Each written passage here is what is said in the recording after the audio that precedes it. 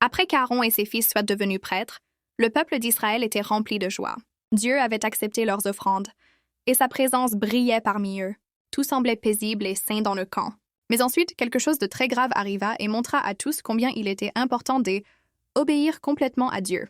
Aaron avait 4 fils, Nadab, Abihu, Éléazar et Ithamar. Les 2 premiers, Nadab et Abihu, avaient vu la gloire de Dieu et connaissirent les règles pour servir dans le tabernacle. Mais ils commirent une grave erreur. La Bible dit, Nadab et Abihu, fils d'Aaron, prirent chacun un encensoir, y mirent du feu, posèrent du parfum dessus et apportèrent devant l'Éternel un feu étranger, ce qu'il ne leur avait pas ordonné.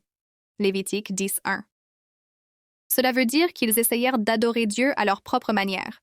Non selon les instructions données par Dieu, ils n'ont pas suivi ses règles, et leur désobéissance était sérieuse. Soudain, un feu sortit de la présence de l'Éternel, et les consuma. Ils moururent devant Dieu. Lévitique 10:2. Moïse dit à Aaron, « Si où est ce que l'Éternel a déclaré. Je serai sanctifié par ceux qui approchent de moi, et je serai glorifié en présence de tout le peuple. » Lévitique 10:3. Aaron garda le silence.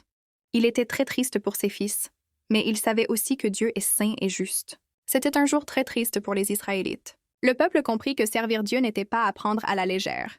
La sainteté de Dieu est parfaite, et ses instructions sont données pour protéger et guider, pas pour être oubliées. Les 2 autres fils, Éléazar et Ithamar, continuèrent à servir fidèlement, en obéissant à tout ce que Moïse et Dieu ordonnaient. Après cela, Dieu donna encore d'autres instructions précises à Aaron et aux prêtres. Il leur dit de ne pas boire de vin ou de boisson forte avant de servir dans la tente de la rencontre. Lévitique 19:10. Il voulait ainsi qu'ils restent concentrés et prennent de bonnes décisions en offrant les sacrifices ou en enseignant au peuple. Dieu voulait que ses prêtres soient toujours alertes et respectueux en sa présence. Pour les enfants d'aujourd'hui, cette histoire peut sembler effrayante, mais elle porte une leçon importante. Les règles de Dieu ne sont pas là pour être méchantes, mais pour notre sécurité et pour nous approcher de lui. Nadab et Abihu ont essayé de changer la façon d'adorer Dieu, mais l'adoration doit toujours honorer Dieu et obéir à sa parole. Dieu voulait que son peuple se souvienne que s'approchait, de lui demande du respect et de la confiance dans ses instructions. Même maintenant, cette histoire nous rappelle que nous devons vivre avec respect et amour pour Dieu. Quand nous prions, chantons ou agissons avec bonté, nous adorons Dieu de la bonne manière, avec un cœur qui cherche à lui obéir. Même si l'histoire de Nadab et Abihu fut très triste, elle a appris à Israël à ne pas prendre la sainteté de Dieu à la légère et à lui faire confiance. Et la sainteté de Dieu est puissante, mais sa miséricorde l'est aussi.